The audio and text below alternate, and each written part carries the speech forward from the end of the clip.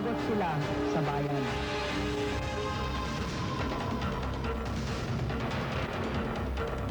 Magandang hapon sa inyong lahat. Ako po si Jessica Soho at ito ang Brigada 7. Mayo 1, Labor Day. Ika-6 na araw ng tinaguriang EDSA 3. Alas 2 ng madaling araw. Galit na nilusok ng mga pro-ERAP loyalists ang Malacanang. Nasubaybayan ng Brigada 7 ang kanilang bawat hakbang. Narito po ang personal na karanasan ng ating kabrigadang si Michael Pahati. Madaling araw ng Martes nang magulantang ang Malacanang sa dami ng mga taga-suporta ni ERAP na nagsulputan sa paligid ng gusaling luklukan ng kapangyarihan. Bago sumikat ang araw, sumiklab ang unang enkwentro ng tangkang i-disperse ang mga ito ng grupo ng PSG at PNP.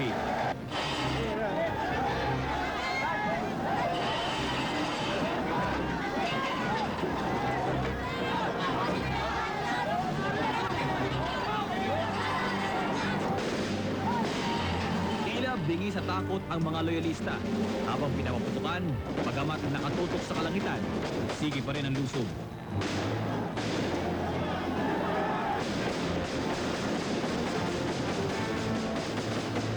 Hanggang mag-uumaga, patuloy ang ganitong narumpatintero. Ngunit kadalasan, laging umaatras ang kapulisan. Sadyang mas marami ang bilang ng mga loyalista. Sa pagputok ng bukang liwayway, naging mas maliwanag na kailangan ng dagdag na puwersa na dedepensa sa Malacanang. Daang-daang mga sundalo in full battle gear ang nakasabay sa Santa Mesa. Nagmarcha patungong Malacanang kung saan naroon ang aksyon. Sa naglahan, saglit kaming napigilan ng mga realista sa isang barikada.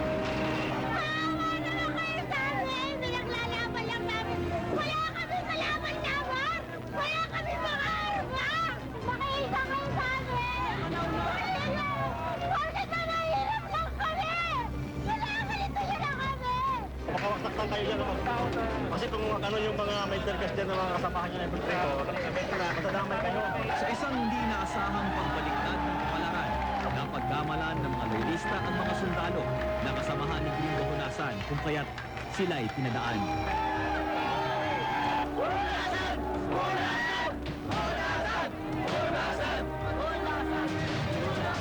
Ang mga susunod na tagpo sa harapan ng Malacanang nakapangingilabot. Puot ng mga taong nais na pasukin ng Malacanang sa pamamagitan ng dahas kung kinakailangan. Nagliliparan mga bato at tukso ng sunod-sunod na putok ng mga baril. Walang sinasanto ang direksyon. Tila walang pinipili kung sino ang tatamaan. Sa pagitan, sinubukong lumapit pa. Sa gitna ng kabuluhan, sa nakita ng mga tao doon, tila di sila kayang pagpaliwanagan. Sa gitna ng usok na nagmumula sa mga pinaputok na tear gas, patuloy ang dahas. Nasaksihan ko ang una sa mga loyalista na bumagsak sa tama ng bala. Agad siyang binuhat ng mga kasamahan. Makapal na at nakasusulasok ang usok ng tear gas. Mahapdi sa balat. Isa pang lalaki ang nakita kong bumalagta at naliligo sa sariling dugo. Tayo na tayo, Pilipino! Papayaman kayo! Awan nyo na! Nakaupo sa presidente ngayon, bakit? Tinitigan na ginagawa ko sa atin! Malaki naman! Malaki nasira niya sa ulo! Ilabang! Ilabang ko sindalo! 20 years of civil retirement, pero hindi ako matatako! Panindigan ko ang aming Pangulong hirap! Kayo, mga sundalo kayo, putang magbata-bata nyo! Iyakan kayo! May mga iilan din sa mga loyalista ang nagsisilbing tagatawag para sa kapayapaan. Oo, kakampi natin yan. Kasama ni Gringo yan. Patayin ka ba? Hindi kami aalis dito. Umupo kayo, umupo kayo. Walang gagawa ng marahan. Ang military hindi gagawa ng marahan kung hindi tayo gagawa. Kapayapa natin yung susunod natin ang problema, tama. Nang humupa panumandali ang galit ng mga loyalista, dumating naman ang resback ng militar. Nabibilang sa higit sa 5,000 ang kalipunan ng militar at pulis na nakapalibot sa Malacanang. Ang mga loyalista, sinasabing nasa pagitan ng 100,000 hanggang 500,000.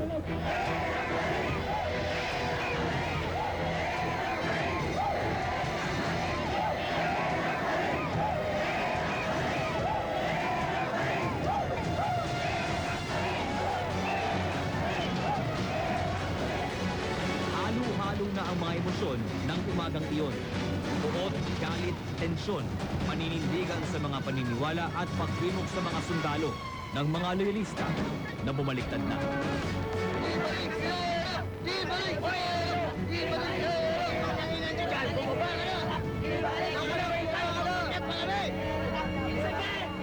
Papatay mo ba kami lahat dito? Paano ka bababa? Ha? Papatay mo kami lahat dito? Yan ba ang gusto nyo? Sige! Iutos mo! Nandito lang kami! Arroyo! Hindi ka ang pinoto namin! Yan ay utusan lamang ng mga opisyal. Nananakit sila, kawawa naman. Kung sasabihin natin na wag susundin, mahirap para sa kanila yan. Manunawain din natin sila. Mahirap yun. Ngayon, ito na lang. Magmahalan na lang tayo, tapos. Laban namin dito yung talagang tunay na batas. Kasi paano na yung presidente mismo, ha? Nabali ang batas. Eh paano na kami mahihirap? Eh di lalong wala kami mga batas. Kung kami lang mahihirap, lalo kami mawawalan ng batas. Ang pinaglalaban namin dito yung tamang proseso ng batas. Kasi unang-unang maapektuhan kami sa mga batas-batas. Paano kung halimbawa, mahusgahan kami, wala kaming kasalanan. Di hanggang doon na lang kami. Bago mananghali, nagbigay ng kautusan ang hepe ng AFP na kinakailangang ma-disperse ang mga loyalista.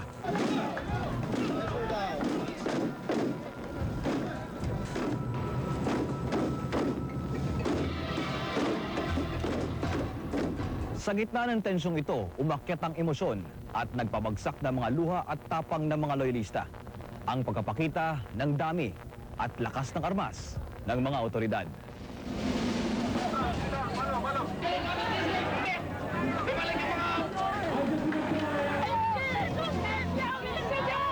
Ikaw na bahala sa amin, Lord!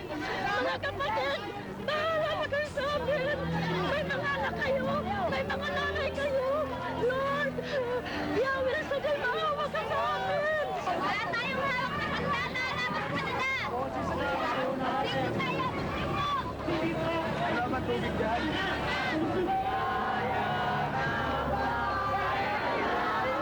Lalo tayo magkakaliganan pa! Lumalaban sa gobyerno. Gusto lang namin ipaalam sa inyo kung anong nararamdaman namin, mga mamamayang Pilipino. Mga mahirap na kami. Kung tatanggalin niyo pa kami ng demokrasya, ano pang gagawin namin? Wala na. Ano pang matitira sa amin?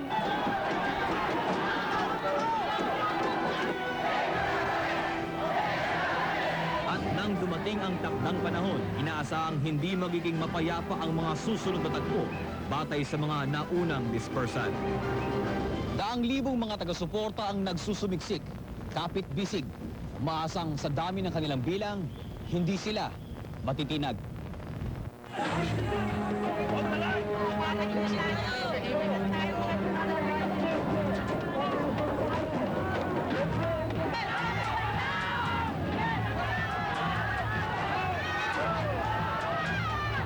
Ang unang mga hagupit ay tagliang nagpabaklas sa pagkakabuklod ng mga loyalista.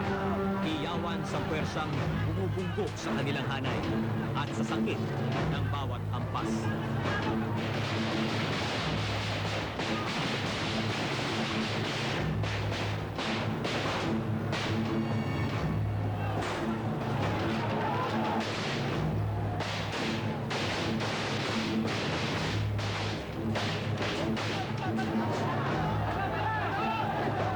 Maging mga mag-asawa gamit ang mga kababaihan upang pananggalang at pagkamakawa.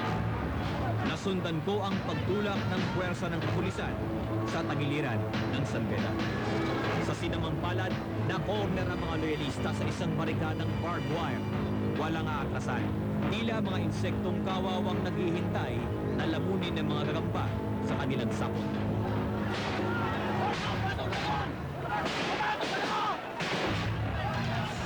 Sa pagitan ng Malacanang at Benjola Bridge, naipit ako sa gitna ng batuhan. Ilan sa mga pulis ang hindi na nakaatras sa barikadang sila dapat ang pinoprotektahan. Ang galit ng mga loyalista ay napunta sa kanilang mga kamay. Hawak ang malalaking batong pinalilipad patungo sa mga pulis na walang magawa kundi magkubli. Ilan sa mga pulis ay di na nakapagpigil at gumanti na rin ng pamamato. Sa kalye, nasundan ko ang dagas ng dugo patungo sa isang biktimang duguan at naghihingalo, isang loyalista. Naitama sa tiyan, di pa matiyak kung bala o panaksa. Ang salarin, di rin ang sigurado. Sino sumaksak sa'yo? Sino? Pulis kasamahan mo? Hindi mo alam. Kailangan ipagamot muna. Inaob at pinaliyab naman ang police car na ito habang nagaganap ang dispersal. Isang makapal na usok ang nagpadilim ng isang bahagi ng kalangitan. Nagpatuloy ang mga panununog ng mga sasakyan.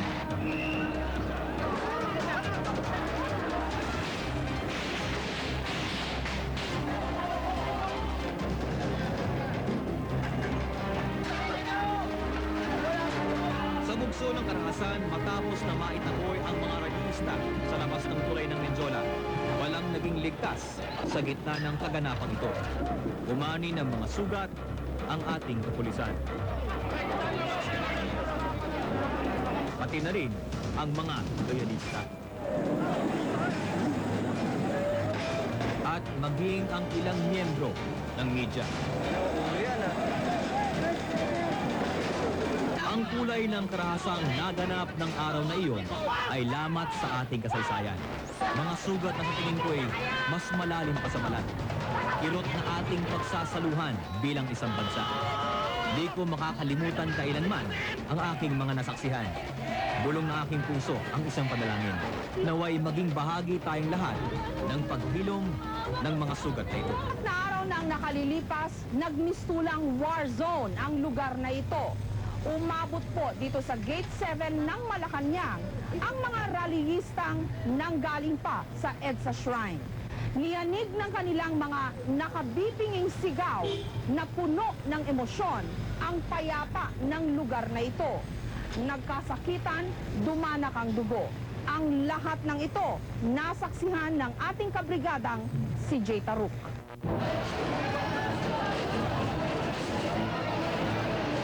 Isang umaga ng araw ng manggagawa sa Menjola.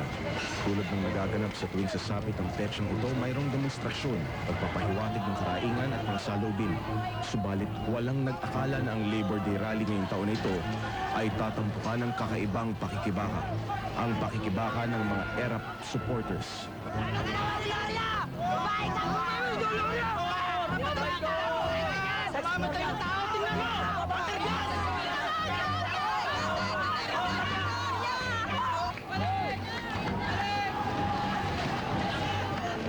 Nag-uumusok na sa galit ang mga ERAP supporters. Ang buong lugar ng Menjola ay balik na rin sa nakasusulasok na usok mula sa tear gas na pinasabog ng riot squad.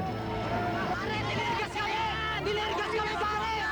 Dinirgas kami! Dinirgas kami, pare! Dinirgas kami! Dinirgas kami! Dinirgas kami!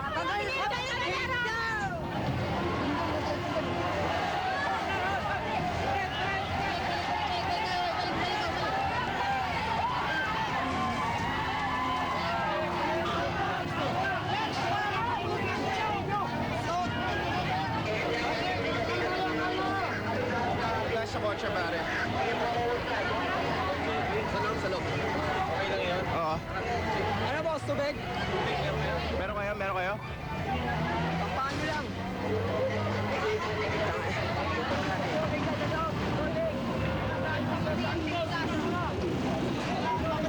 Balik! Balik kayo! Balik! Dito! Panalo na tayo! Panalo na! Mabuhay ang Batang Pilipino!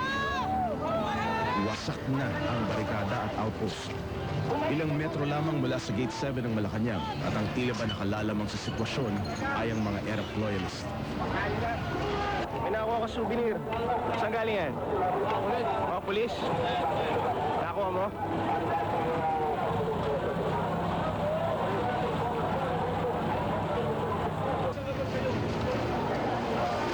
Sir, sisto lang ka dapat naggagas na yan.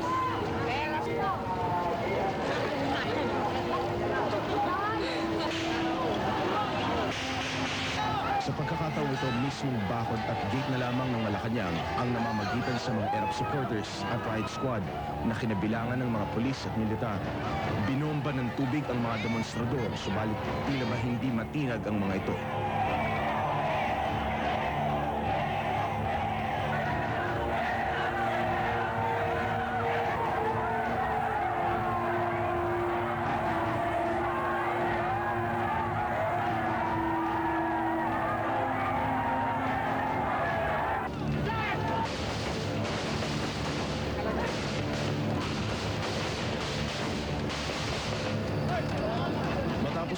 tubig, mga bala naman ang pinaulan ng riot squad. Gumanti naman ng mga ERAP supporters, mga bato na ganito kalaki ang kanilang pinaulan sa otoridad.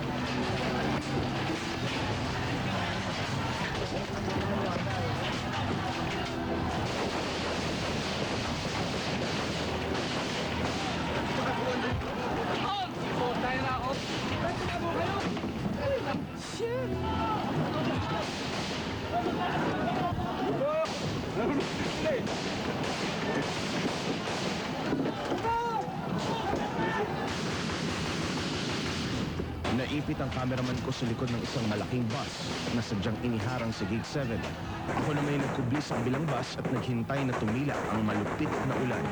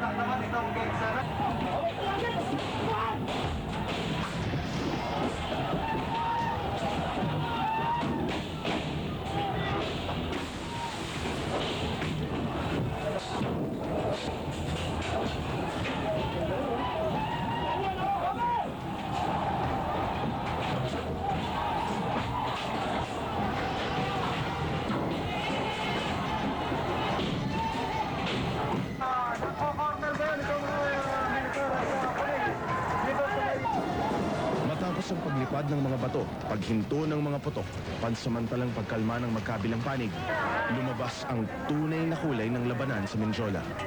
Muling dinilig ng dugo ang sementadong lansangan. Sa dami ng bilang ng mga ERA protesters, nagdagdag ng puwersa ang mga otoridad. Trak-trak na sundalo, tangke na armado ang pumarada sa harap ko. Animoy giyera sa Mindanao. Mataas na kalibre ng baril, mga sundalo handa sa giyera ang may dala. Maging ang mga pulis ay palaban na rin. Sniper sa bubong ng isang gusali ng Malacanang ang nakabang. Muling itinaboy ang grupo ng mga ERA rallies.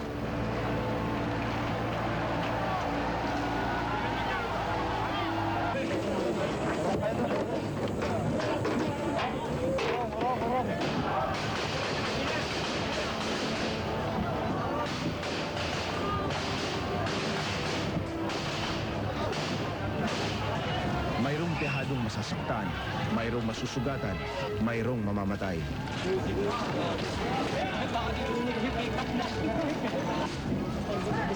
Nagsiatrasan ng mga ERAP supporters, nagtagumpay ang otoridad.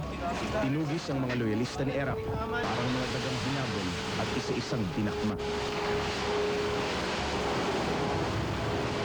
Hindi na siguro mabilang ang mga kilos protesta na nailunsad dito sa Mendiola. Dito ipinapahayag na mga kalaban ng gobyerno noon at hanggang ngayon at maging na mga cause-oriented groups ang kanilang mga hinaing. Noong Mayo 1, muling saksi ang Mendiola sa isang pag-aaklas na nauwi sa hindi malilimutang karahasan. Hindi pinalampas ng kasalukuyang administrasyon ng tangkang pang-aagaw umano ng kapangyarihan ng mga ERAP loyalists sa Menjola noong Mayo 1. 108 ang inaresto, 65 ang nakadetine sa Western Police District. Sa 1 and 2, EDSA 3 naman ang pinili ng masa na itawag sa kanilang protesta. Ang linya ng Malacanang, sinusian lang daw at ginamit ng mga politikong nagtungo sa EDSA Shrine ang mga taong naroon. Gayunpaman, hindi maitatangging ang naganap na 6 na araw ng EDSA 3 ay sariling pag-aaklas ng mga mahihirap.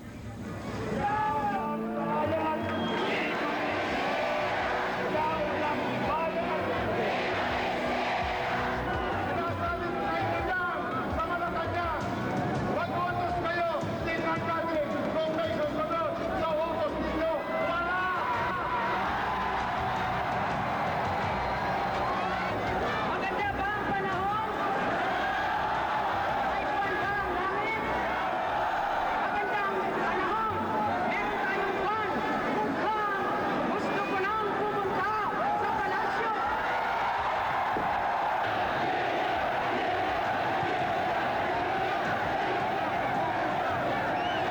Kaya kailangan kung bukas ay kunin nila ang EDSA. Kung gusto nila, ibigay natin sa kanila at lumipat tayo sa malapit sa kanila para magkamuhan. Ito na ang pagkakataon na makapag-people power na hindi man na kailangan ang pulis o ang militar. Kaya na natin ito. Kung ayaw ng pulis, kung ayaw ng militar, kaya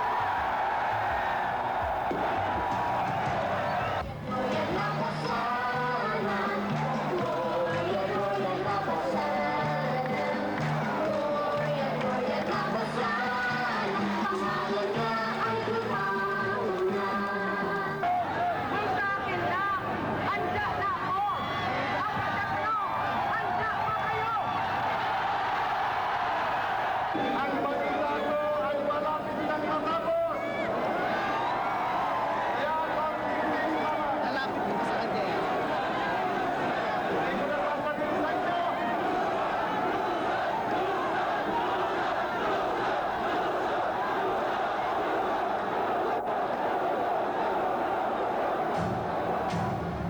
Ito ang mga bahagi ng talumpati ng mga pangunahing personalidad na para sa gobyernong Arroyo ay nagpainit, nagpaalam, nagpaapoy at nag-udyok sa damdamin ng mga taga-suporta ng dating Pangulong Joseph Estrada upang magtungo sa palasyo ng Malacanang.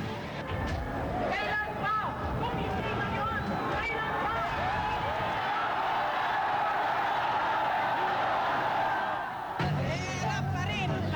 Mga talumpating nagpatatag at nagpatapang ng kalooban ng masa na ng mga sadaling iyon, harangin man ng tirgas, batuta at bala, ay hindi nila alintana. Tingin pa ninyo ang sinasabi, libo-libo ang papagin na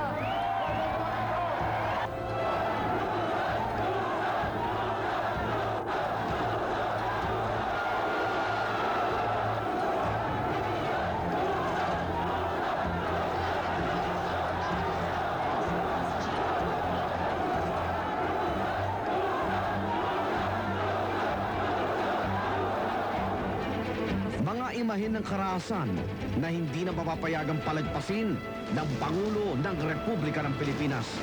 Sa likod ng mga kamatayan ay ang anino ng mga politiko na ginamit ang EDSA rally para sa kanilang kapakanan. Sinamantala ng mga politiko ang mga inosenteng tao sa EDSA para isulong ang kanilang kandidatura at kanilang hinaharap sa politika.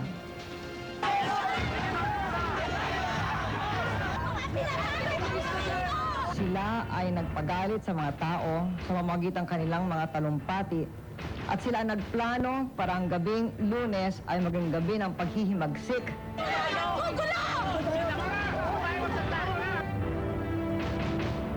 Ang mga nangyaring paninira, pagnanakaw, pananakit at mga kamatayan ay kagagawa ng mga politikong ito. Sila ang dapat sisihin.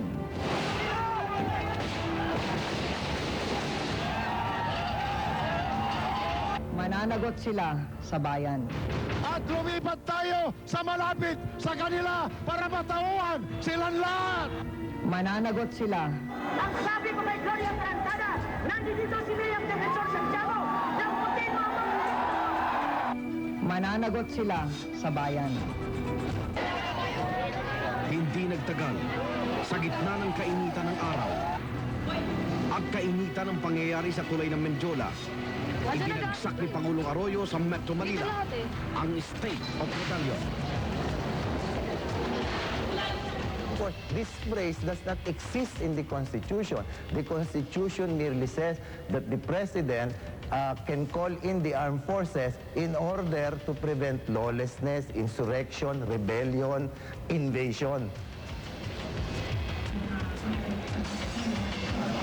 Tingnan mo, maraming shortcut. Mas mabilis yung dalawa ng proseso. That's the main advantage. From the point of view, of course, of the government. And the main disadvantage, of course, is that because of the shortcuts, may mga violations ka na of rights. No? And again, that is from the point of view of those who are arrested or accused later on. No? So, insofar as yung declaration ng state of rebellion, ang pinaka-beneficiary nito is the government. Agad na pinagbawalan na makaalis sa bansa mga sumusunod: Juan Ponce Enrile, Ernesto Maceda, Gregorio Onasan, Panfilo Lacson, Valeroso, Vic Batak, Jake Malahacan, Ronald Lumbao, Tanyeda, Cesar Mancao, Michael Ray Aquino. At bago sumapit ang dilim, naghati ang mga pwersa ng Philippine National Police o PNP para dakpin ang mga umano'y rebelde ng Administrasyong Arroyo kahit walang warrant o pares. Tahasang tinutulan ito ng Free Legal Assistance Group o FLAG. Hindi ako abogado ni Senator Enrile, ni General Lacson. In fact, matitindi ang aming paniniwala na sila ay mga human rights violators noong mga panahon, no? Na nina Marcos, nina Cory, nina Ramos. Pero bilang isang general principle, hindi naniniwala ang FLAG sa warrantless arrest dahil ang warrantless arrest ay isang Of rebellion. Ito ang paglalarawan ni Pangulong Gloria Macapagal Arroyo sa sitwasyon sa Metro Manila matapos i-disperse ang mga rallyista dito sa Malacanang. Bagamat layunin ng palasyo na pakalmahin ang mga tao matapos ang kaguluhan, hindi pa rin naiwasan ang paglabas ng sari-saring mga spekulasyon. Magma-martial law na raw at bilang na ang mga araw ng demokrasya sa ating bansa. Unang dinakip ng mga tauhan ng Intelligence Group o IG ng Philippine National Police sa pangunguna ni Kel Ray Beroya sa Senator Juan Ponce Enrile. No, I want to be arrested. Bakit po? I just want to be arrested because there are processes that will follow after this. Sir, sa tingin niyo po legal itong pag-aaresto sa inyo? I will not, hindi ko na sasabihin kung legal o illegal yan. Saka na lang. Malugod naman na sumama si Enrile sa mga otoridad, bagamat habang lumalabas sa kanyang tahanan, may kalungkutan ng mapupuna sa kanya. Pansamantala siyang ikinulong sa isang silid ng IG. Gabi na nang mabasahan siya ng kaso. Inciting to sedition. Pati Senator Juan Ponce Enrile. Senator Enrile, magandang umaga po. Magandang umaga sa iyo. Kinabukasan sa naging parayam ko kay Enrile sa DCWB, kinuwestiyon na niya ang deklarasyon ng State of Rebellion. Ang ginawa nila, nagdeklarasyon na sila ng martial law. Labag sa batas, labag sa saligang batas, at hindi nila tinatawag na martial law, tinatawag na State of Rebellion para hindi makagalaw ang Kongreso para pigilin yung kanilang ginawa. Yan ang katunayan. Yan ang katotohanan. So, ibig Ito mga ito magagaling na sila ang nagmamanipula sa ating bayan. At kasabwat yan, sabwatan yan. Sinabi ni Enrile na wala sa mga umiiral na batas ang terminong State of Rebellion at maging ang ginawang warrantless arrest ay labag-an niya sa saligang batas. Labag lahat sa batas ang ginagawa nila. Yung pagtanggal doon sa Malacanang kay Era Pistrada, sa labas ng saligang batas ginawa, linabag nila pagkatapos ipinapasok nila sa saligang batas. Ngayon na naman, linabag na naman nila ang karapatan ng taong bayan. At pagkatapos, ispapasok na naman nila sa saligang batas. So, hindi sa ilalim ng State of Rebellion para hindi masunod yung proseso na nasasaad sa saligang batas. Ito ang practice nitong gobyerno na ito eh. Pagkatapos ng parayam ko kay Enrile sa radyo, ipinagbawal na umano na Malacanang ang anumang pakikipag-usap niya sa mga miyembro ng media. Nang araw ding yon, Mayo 2, araw ng Martes, sumunod na inaresto si dating Philippine Ambassador to the US, Ernesto Maceda, sa kanya ring sariling tahanan sa P. Marcal Street sa Maynila. Maayos ding sumama si Maceda kay Kenneth Beroya. Sa pinagkaloob niyang panayam sa Brigada 7, kinuwestiyon ni Maceda ang pamamaraan ng paghuli sa kanya. Tinanong namin si Colonel Beroya kanina, o General na ba si Beroya, di ba? Colonel Beroya. Tinanong ng abogado ko, Sir, ano ba ang charge? May charge sheet ba? Wala raw. Ano ba ang charge? Yung inquest fiscal will tell you. So, this is a very unusual procedure when you're being arrested and the arresting officer cannot even read you what is the charge. Tinatanong nila ko, anong kaso? Ako, rebellion. Oh. So, last arrest yun, inquest case, di ba? Pagdating dito, ini-inquest sila, the fiscal now determines or studies yung mga kaso. So, yun. Yes, sir. Ang isa sa pinagbatayan ng pamahalang Arroyo, bukod sa mga talumpati na narinig sa EDSA 3, ay ang intelligence report kaugnay na naging lihim na pulong ng oposisyon sa isang bahay sa Valleverde 4, Pasig City. Sa naturang bahay na pag-aari umano ng kamag-anak ni Maceda, ay pinlano ang tangkang pagpapabagsak sa Arroyo Administration. At kasama sa plano umano ay ang paglusob sa palasyo ng Malacanang. Inamin ni Maceda na nangyari nga ang naturang pulong, subalit mariing itinanggi na ito ay isang kuplap. Pinag-usapan doon, again, it's really this dagdag bawas operation that we were trying to Not to overthrow. Oh, definitely not. Naniniwala si Maceda na may motibong politikal ang pagdeklara ni Pangulong Arroyo ng state of rebellion. Alam mo, this is all political. This is all now for purposes of blaming somebody. And as I said, probably takutin ng tao. Oh, mag-ingat kayo. Kung sila Manong Johnny, Manong Ernie, chinarge namin ng rebellion, kayo pa. Sinasaad sa Article 7, Section 18 ng 1987 Constitution na dapat maging Commander-in-Chief ng lahat ng sandatahang lakas ng Pilipinas ang Pangulo. At kailanman kakailanganin, maaari niyang atasan ng nasabing sandatahang lakas na pigilin at sugpuin ang lapag sa batas na karahasan, pananalakay at paghibagsik. Salig naman sa Revised Penal Code, ang salitang rebellion o paghimagsik ay nangangahulugan ng pag-aalsa ng publiko na may kasamang armas at nagkakaisa ng layuning pabagsakin ang isang gobyerno. Pinakita sa channel ninyo yung mga molotov cocktails, mga malalaking bato. Yung isa pa daw na demonstrador doon, merong backpack, puro malalaking bato. These are lethal, mga panaksak, mga pampalo. That policeman who almost died, anong tawag mo doon? Hindi ba lethal yung ginawa sa kanya? Pinagtulong-tulungan. There was a siege, there was very clear lawlessness, no? And they wanted to overtake the seat of government. And the government had to act. Ngunit iba ang interpretasyon ni dating Executive Secretary Edgardo Angara sa definisyon ng salitang rebellion.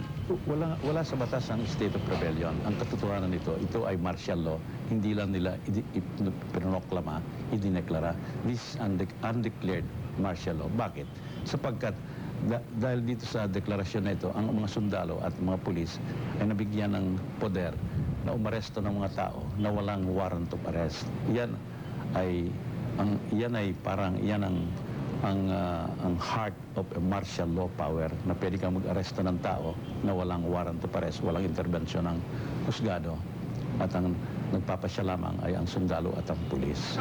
Itong deklarasyon na ito ay talagang calculated, ito'y talagang intended na ma-silence ang opposition, ang critic ng pamahalaan, lalong-lalo na ang political opposition.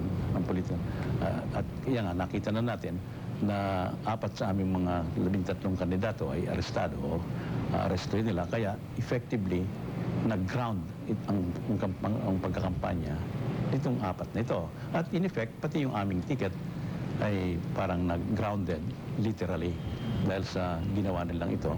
This is unconstitutional, this is unlawful, and arbitrary. Para kay Angara, malinaw na ang pag-aresto sa ibang kandidato ng LDP Puwersa ng Masa ay isang uri ng panggigipit ng Pangulong Arroyo. 2 linggo bago ang pambansang halalan. Parang grounded kami. Kung aeroplano, hindi na kami makalipad sapagkat inaresto nga nila yung 4 sa aming 13 mga kandidato. Hindi mo naman masasabi na sila'y pwede pa rin tumakbo. Totoo, pwede nga silang tumakbo pero hindi naman sila makita ng mga botante at hindi namin matapos yung aming scheduled mga rallies. Patuloy naman na nakakaiwas ang iba pang akusado sa pag-aresto ng gobyerno. Kabilang dito sina Senator Gregorio Onasan at dating PNP Chief Panfilo Lacson. Hindi ito pwedeng daanin sa takutan, no? State of rebellion. Kita mo, pati bato ngayon, deadly weapon na. Meron po kayong mensahe para kay Pangulong Arroyo? Nakikiusap po ako sa ating Pangulo na hindi po ako ang kalaban. Wala akong partisipasyon sa anumang pagtatangka. Umaasa si Mrs. Jane Onasan na lalabas din ang kanyang asawa at walang planong takasan ang kasong isasampa ng pamahalaan. Was able to talk to him. Sinasabi ko nga, what you thought, ano ba, kailan ka ba pupunta dun sa krame? Siguro mas mabuti, pumunta ka na lang dun sa krame para hindi naman yung parang nag-a-appear na you're guilty, di ba?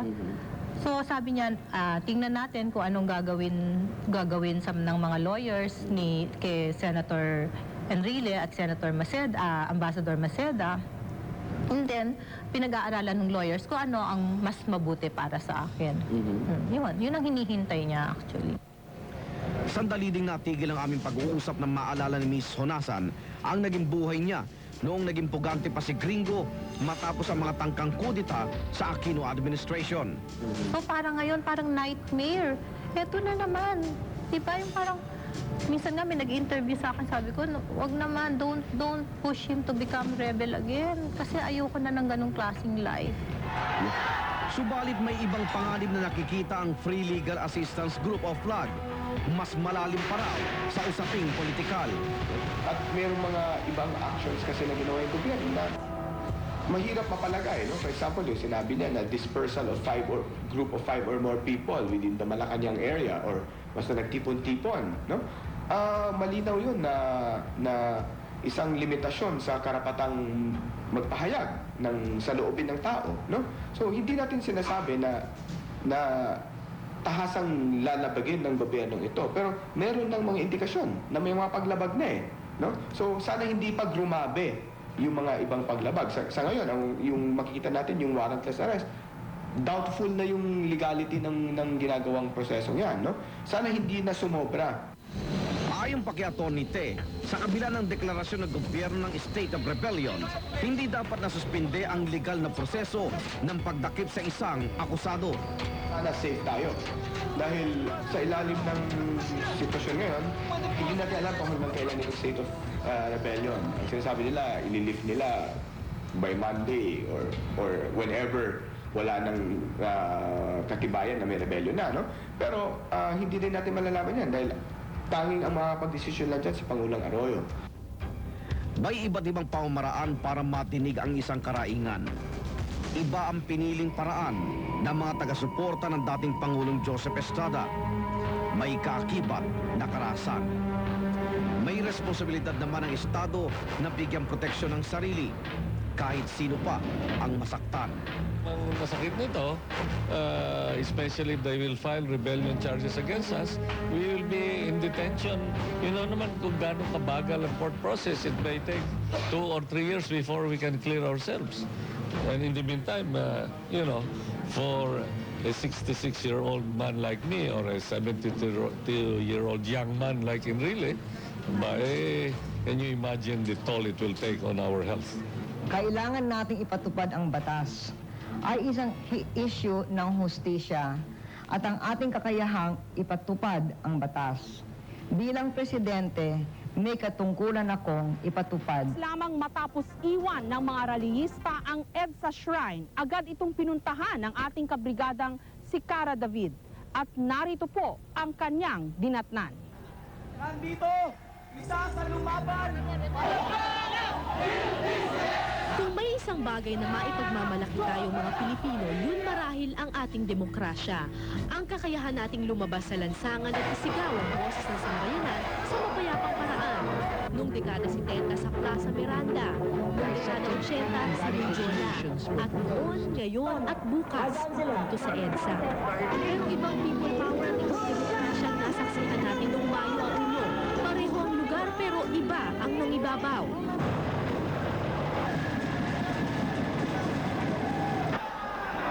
Riot imbis na rally, bato, galit at karahasan, imbis na kapayapaan. Sa tradisyon ng payapang pag-aaklas o people power, lilitaw ang malagim nitong kakambal. Bakit nagkaganito? Nasaan ang kilala nating payapang Pilipino?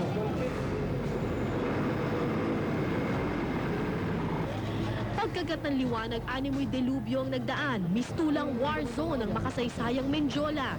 Alaala na lang ang krusadang ipinaglaban ni Don Chino Roces, ang ama ng payapang pag-aaklas. Tinatayang 100 milyong piso ang nasira ng ilang oras na pagrarayot ng mga pro-Arab rally sa Menjola. Basura at kalat sa daan, mga nabasag na salamin at nasirang sasakyan. 3 police cars sinunog ng mga rallyista, kasama na ang isang fire truck. Maging sasakyan ng media hindi nakaligtas sa kanilang galit. Sinundan namin ang landas ng mga pro-Arab rioters mula EDSA hanggang Menjola at sa bawat lansangan na kanilang nadaanan, puro basura ang aming nakita. Mga basag na traffic lights sa avenida, mga sinirang telepono, kuryente at kung ano-ano pa. Ilang mga tindahan ang niluuban, mga basag na salamin, animoy souvenir ng delubyong nagdaan. Sa tulay ng Menjola, sira-sira ang presinto ng pulisya. Malinaw na delikado, armado at handang manggulo ang mga relihistang dumaan dito. Pero higit sa pisikal na paninira, mas nakakalungkot ang pagyurak sa kamalayang Pinoy. Sinira nito ang dating imahe ng payapa sibilisadong Pilipino. Nilamon ng galit ang anumang natitirang konsensya. Nasa taas ako noon nang nagtahan ng flyover nang masaksihan ko ang eksenang ito. Isang teenager ang kitang-kita kung aktwal na sinilaban ng isang van at ambulansya ng Red Cross. Walang pakialam, walang pakundangan. Anong demonyo ang pumasok sa kanila para gawin ito? Pagkatapos animoy gera ang aking nasaksihan, sumugod ang mga pulis, lumaban ang mga relihista, umulan ng bato, pati na rin ng bala. Merong mga taong dyan na pumunta ron deliberately to incite the crowd and to make mischief. Ayun. So, sino ang kawawa? Sino ang kawawa? Yung mga taong nagpunta ron with absolutely the best intentions in their heart at saka nagamit. Sa gitna ng mistulang dagat ng mga tsinelas at sapatos ng masang nag-aklas, hindi ko mapigilang itanong, nasaan ang mga lider na nagtulak sa kanila sa rebelyon? Bakit pagkatapos ng pag-aaklas, iniwan ng masang parang basurang nakakalat? 4 na pro-Arab loyalists at isang pulis ang namatay dahil sa riot sa Menjola. Si PO3 Rolando Abelio ay nabaril ng sumpak ng 3 teenager. Dead on the spot ang pulis, sa kabila ng kalungkutan, nakuha pa ng kanyang ina na harapin mismo sa detention cell ang mga suspek sa pagpatay kay PO3 Abelio. Pero nang makita niya kung gaano kabata ang mga killers ng kanyang anak, imbis na galit, awa ang kanyang naramdaman. Sabi ko sa kanila, bakit nagawa niyo sa anak ko yun? Hindi niyo ba alam ang anak ko, policeman siya, hindi siya umiinom, hindi siya naninigarilyo, at may malilit pa siyang anak. Tinignan nila ako, sabay-sabay silang nagsiyuko. Nung nagsiyuko na sila, wala na akong ibang nasabi. Liwanag sa gitna ng dilim, ganyan din kung ilalarawan ng kabayanihan ni PO2 Grant Fausto Saavedra, rookie police ng WPD. Ito ang kalye ng Altura sa Santa Mesa. Dito unang nagkasangkukan ng mga pulis at pro-Arab. Dito mismo sa lugar na ito naganap ang malagim na yugto sa buhay ni PO2 Saavedra. Hindi namin expected yung dami ng crowd. Ang akala namin kakayanin namin.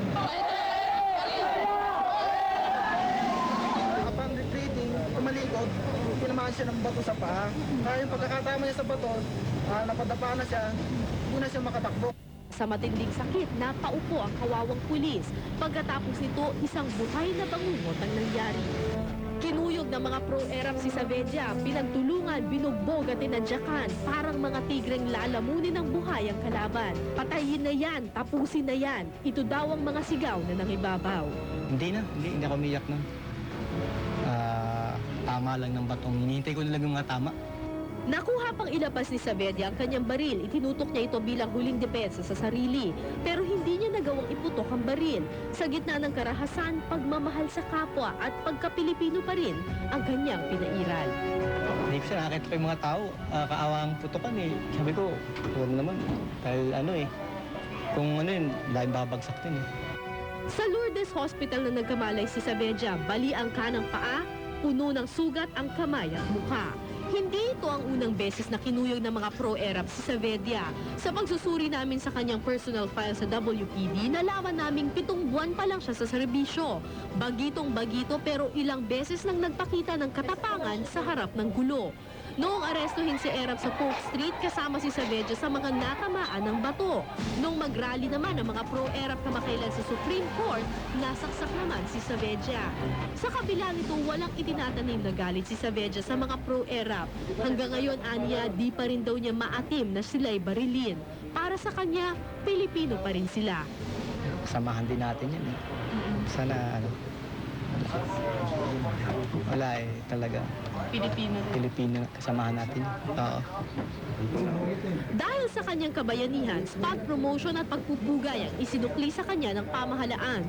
Pero higit sa kabayanihan, mas malalim ang mensaheng itinuro sa atin ng munting kwento ni PO2. Hapon ng May 1, nagmisa sa EDSA Shrine si His Eminence Jaime Cardinal Sin. Napakaganda po ng nilalaman ng kanyang sermon. Magkakaiba man daw ang ating mga paniniwalang politikal, mananatiling luklukan ng kapayapaan at pagkakaisa ang EDSA Shrine. Kakambal na ng people power at pag-aakla sa makasaysayang EDSA Shrine.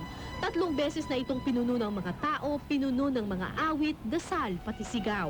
Iba-iba man ang pinaglalaban, iba-iba man ang antas sa lipunan, parte na ng buhay ng maraming Pilipino ang EDSA Shrine. Kung kaya 3 oras matapos lisanin ng mga pro-ERAP rallies ang EDSA Shrine, agad naman itong napuno ng mga anti-ERAP.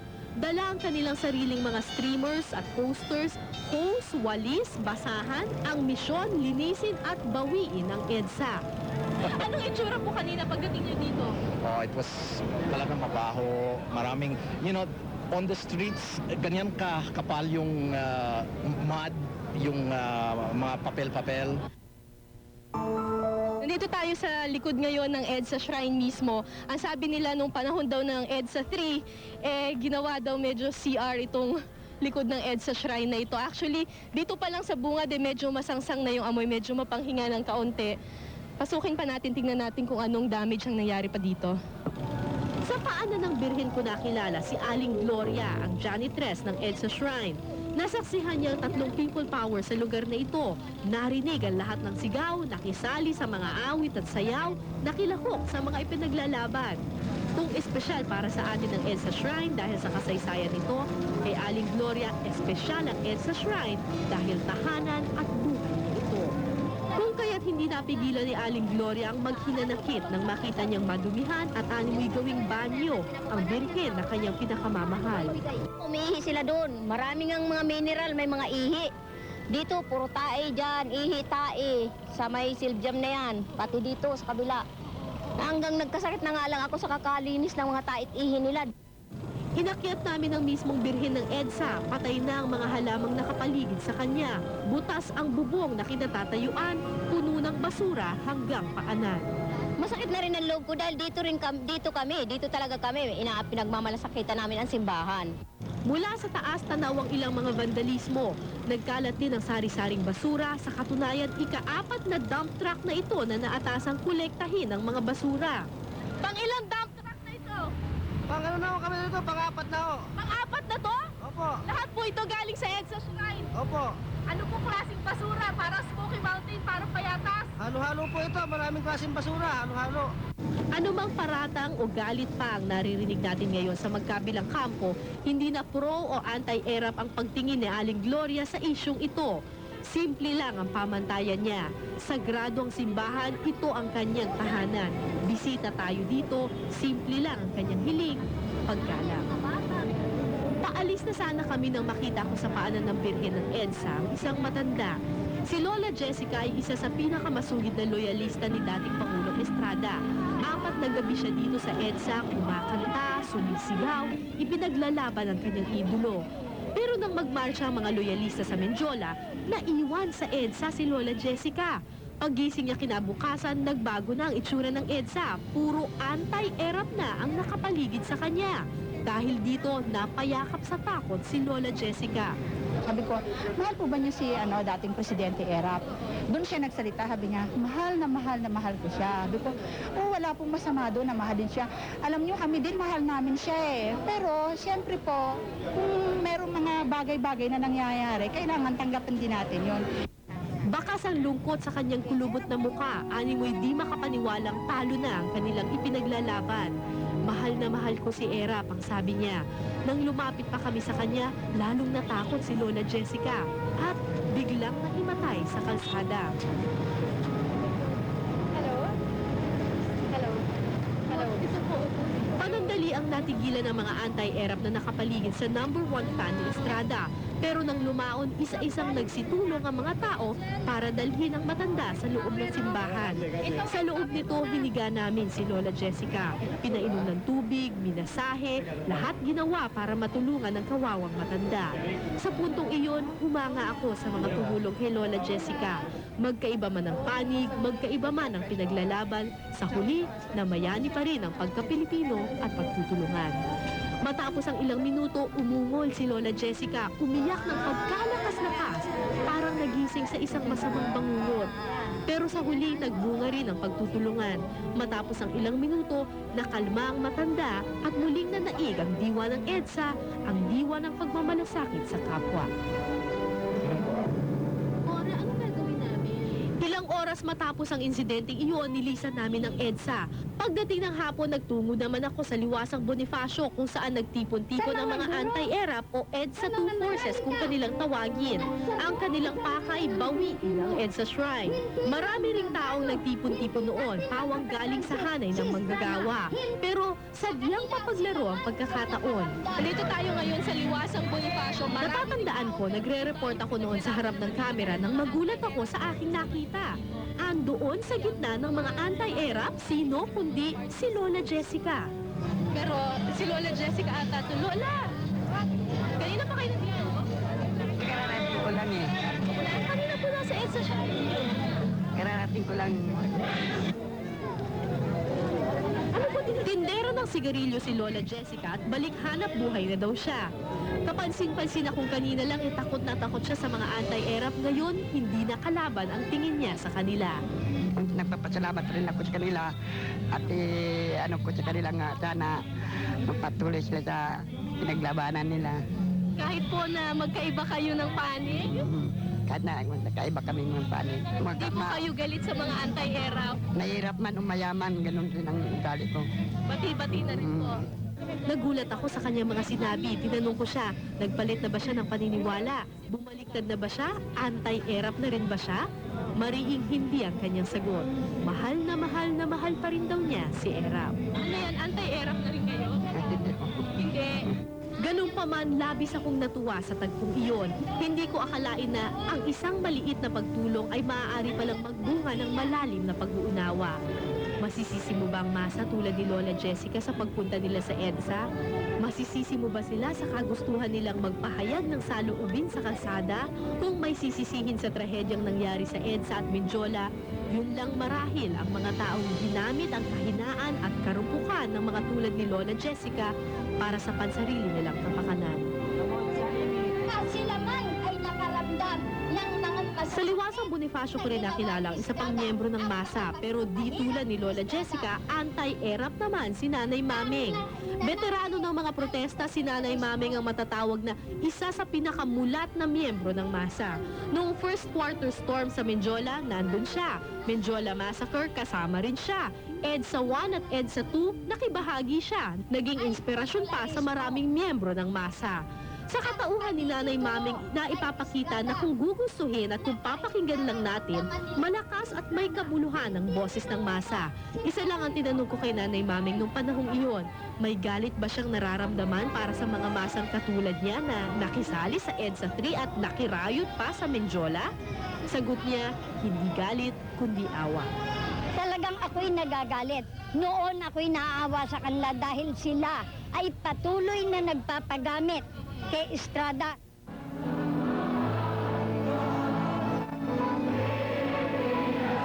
We're back where we belong and we're home here at EDSA. Alas 3 ng hapon, isang misa ang isinagawa ni Cardinal Sin sa EDSA Shrine. Nagtagal hanggang gabi ang animoy reunion ng mga nakilahok sa EDSA 2 at muli naming narinig ang mga pamilyar na awit at sigaw ng nakaraan. Sigaw ng ilang mga militanteng grupo na bawi na namin muli ang EDSA Shrine. Pero hindi ganito ang tingin ng lahat sa nangyaring muling pagbalik sa EDSA. Sa may gilid ng entablado ko nakilala ang pamilya Sikat. Para sa kanila, nandito sila hindi para makipagbawian o makipag-away sa mga pro-ERAP. Nandito sila dahil itinuturi nilang pamana ang EDSA. Masayang-masaya ako noon eh. Kasi parang kahit Pilipinong-Pilipino ko, kahit maliit na bagay lang na i-contribute ko, kahit paano nakatulong na rin ako. Yun ang gusto